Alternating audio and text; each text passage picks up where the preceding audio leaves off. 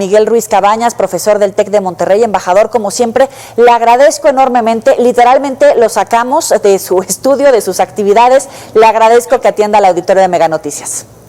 Muchas gracias por la invitación, Yoli, un gusto estar con usted y con su audiencia. Igualmente, la DEA dice, esta funcionaria dice que nunca antes el cártel de Sinaloa había tenido más poder, particularmente con los chapitos, y centra el tema en el fentanilo. Obviamente hay una diferencia de la información con lo que dice el gobierno mexicano, pero suponemos que si viene de la encargada de la DEA, tendría documentado y la información sería real, sería verdadera. Mire, depende de cómo haya hecho su recopilación de información la DEA de esto para afirmar esto. Ahora lo afirmó en una audiencia del Congreso, donde se supone que los funcionarios que van a las audiencias en el Congreso, pues tienen mucho cuidado de no decir mentiras o de no decir falsedades. Usa muchos adjetivos calificativos, pero el hecho innegable es que considera la DEA que los carteles mexicanos se han vuelto los más poderosos en el mundo y además les preocupa mucho, y con razón diría yo, el tema del fentanilo. Como sabemos, el fentanilo, los precursores químicos con los que se fabrica el fentanilo, vienen de China y de algunos otros países asiáticos, llegan a México, también llegan a Estados Unidos, y hay que decirlo, hay producción de fentanilo dentro de Estados Unidos que no pasa por México, y en México sí hay producción. No pensemos en grandes laboratorios o en grandes fábricas, no son refinerías de petróleo, son unas verdaderas cocinas donde con algunos tanques se juntan algunas sustancias y se producen pastillas, es decir, son cocinas hechizas muy fáciles de hacer. Entonces, la DEA está afirmando esto y ha dicho que esa información la recopiló en Estados Unidos, y lo mismo, por cierto, ha dicho la CIA. No es que hayan hecho espionaje dentro de México, según ellos, sino que es básicamente intervenciones telefónicas y de otro tipo, supongo, en Estados Unidos. Esto para rechazar las acusaciones que les hizo el gobierno de México de estar espiando ilegalmente en México, y dijeron, no, lo hicimos con información que tenemos acá por las redes de distribución que tiene los carteles mexicanos en Estados Unidos. Y yo creo que lo que es muy importante es que la DEA también respalde esas acusaciones, pues haciendo más acciones para impedir la distribución en Estados Unidos, porque si ya saben dónde están los puntos de distribución, y los mencionó en la misma audiencia la directora de la DEA, pues me imagino yo que pueden dar golpes más certeros para tratar de evitar la distribución de ese peligrosísima droga que es el fentanilo, que no se parece a nada de lo que hemos conocido anteriormente. Esto hay que decirlo. Está matando a miles de personas en Estados Unidos, y en México también deberíamos de preocuparnos. Ciertamente no tenemos una inmunidad para pensar que en México no se va a consumir el fentanilo, que es mucho más barato que la heroína o la cocaína. Claro que tenemos ese peligro y también debemos de cuidarnos. Embajador, pero México está respondiendo al nivel de este reto que incluso usted también pone sobre la mesa. Mire, evidentemente, lamentablemente diría yo, desde hace varios años hay un desencuentro real entre el gobierno de México, las autoridades mexicanas y la DEA.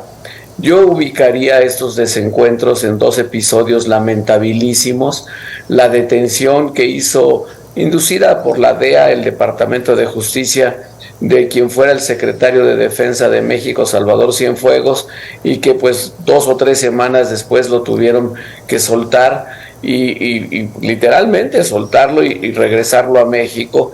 Yo creo que fue un error muy grande. ¿Por qué? Porque pues causó una enorme desconfianza entre las autoridades mexicanas y la agencia, la DEA. Sí. También creo que el caso de García Luna pues no ha alimentado la confianza, al contrario.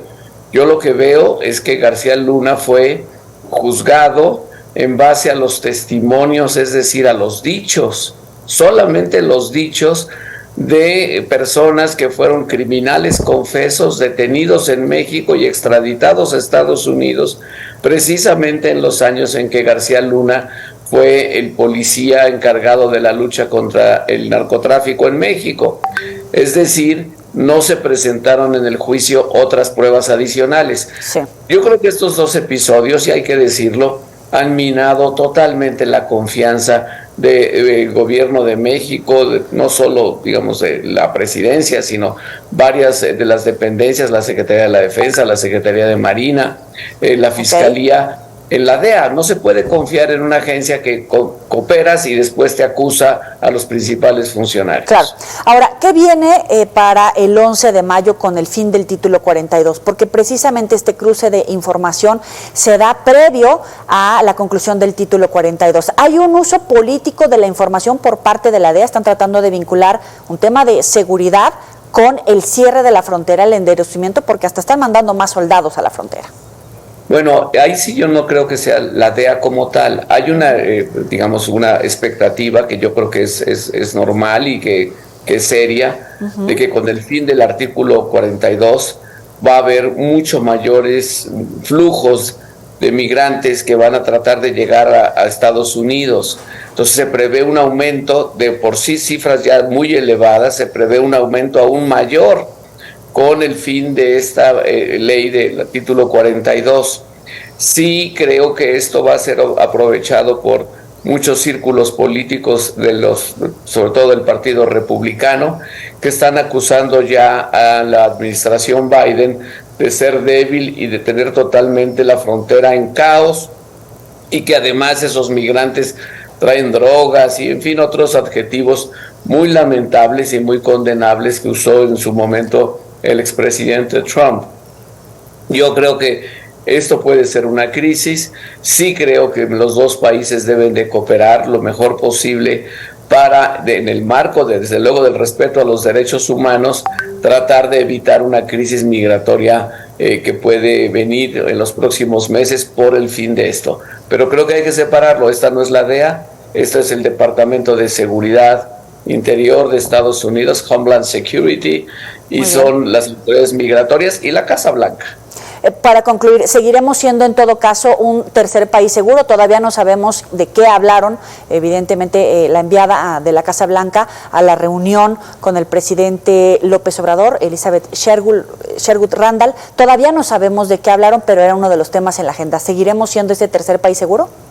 Mire, yo creo que en la práctica sí, aunque no se ha firmado ningún acuerdo bilateral para darle a México esa categoría de tercer país seguro.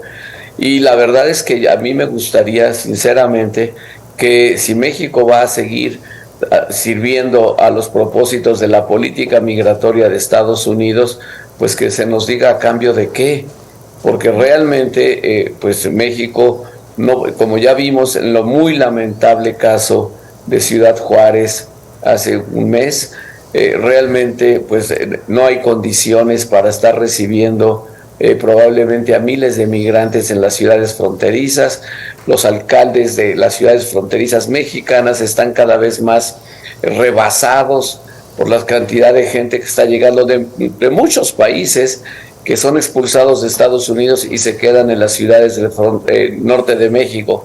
Yo creo que tendría que haber un esfuerzo bilateral, mucho mayor, pero auténticamente bilateral, para que realmente se pueda manejar mejor, respetando los derechos humanos de todas estas personas.